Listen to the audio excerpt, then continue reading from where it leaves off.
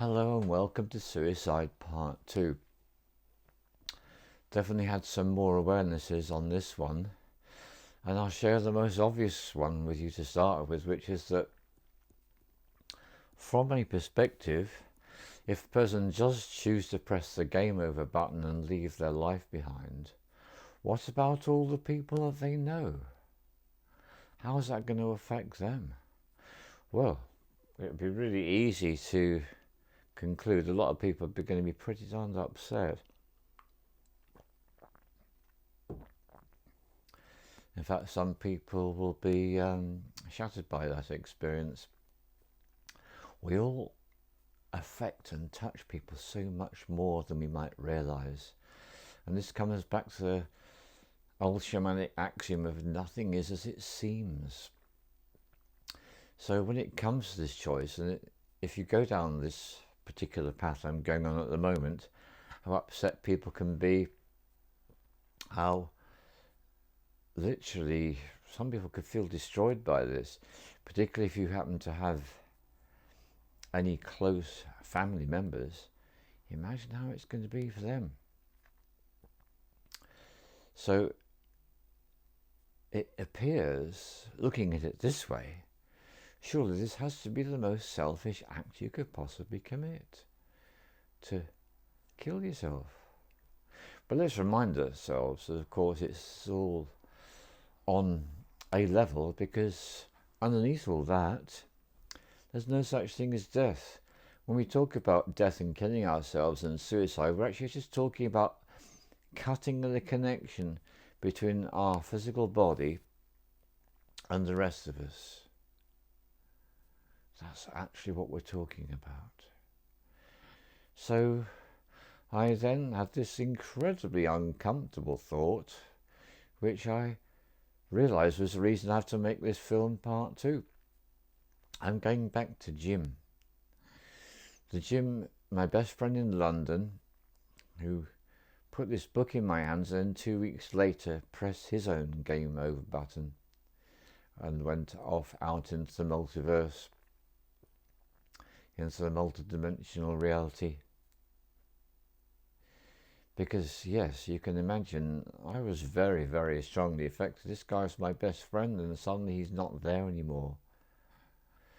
And I'm so grateful I did my practice I told you about last time, which I learned on my health counselor's course, creating a shrine and tuning in and praying for the release of his soul every day for 3 months.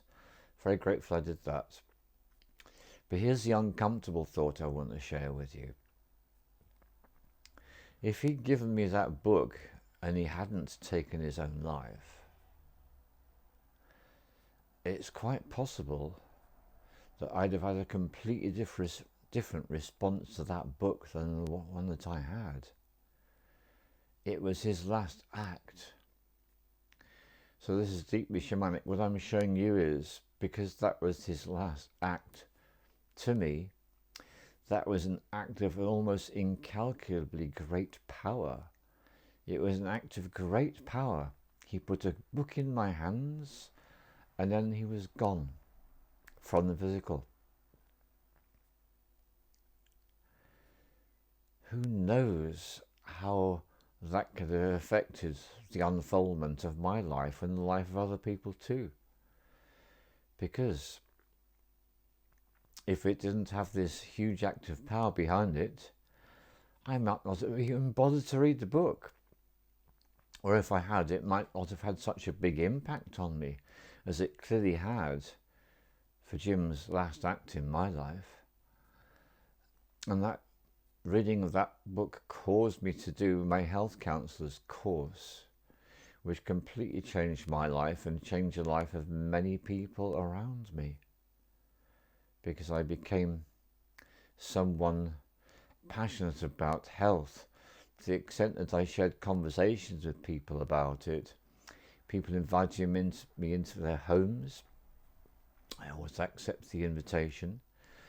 And we went into a deep communion about what is healthy and what isn't.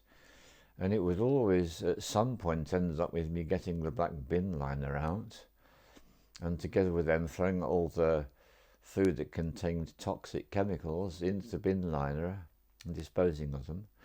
And then always at my expense, because it felt like it was any way I could do it. How could I possibly put their stuff in the bin and expect them to pay for the good stuff? I couldn't do it. So I would go out and pay for the good stuff, the stuff with all the toxic chemicals in. So I was changing their lives, and then that would have a knock-on effect to the people that they then influenced. And in the case of those as I still know, I know that's absolutely true. So this really puts the cat among the pigeons in terms of my own personal perceptions about the taking of your own life, because in his particular case, he affected me irrevocably, and he affected a whole bunch of people irrevocably. And even today, when it comes to working with clients and one-to-ones, when it comes to working with people on the retreats that I've been hosting all these years, all that work is inextricably linked to Jim giving me that book. I would never have spoken about health, diet, nutrition, water, all the rest of it if it wasn't for him, because it's all traced back to that book. So this is what I can conclude about this. Life's a mystery.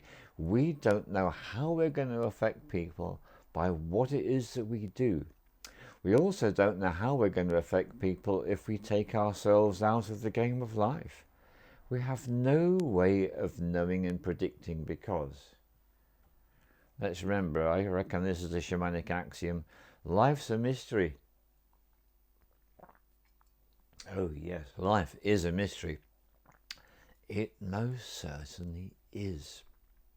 We never know how our acts are going to affect other people, and we don't even know how our non-actions are going to affect other people. And I remember this dude in the early 20th century, I think he's called Ravana, a famous guru in India, went to his ashram in Tiruvannamalai, I can never pronounce that city's name exactly correctly, in the south of India.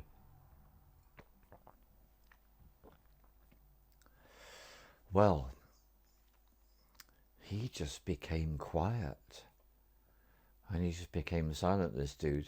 That's what he did. He stopped speaking.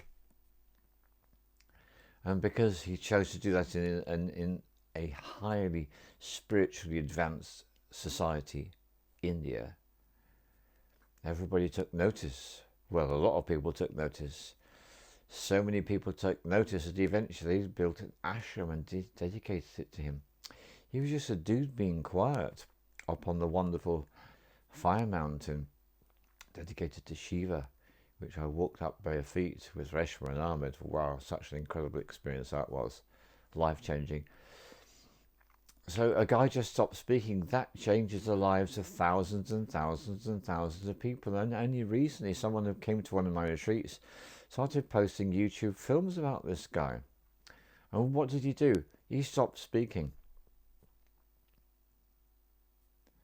Now, there's something about stopping speaking that is the beginning of all sorts of miraculous events and experiences.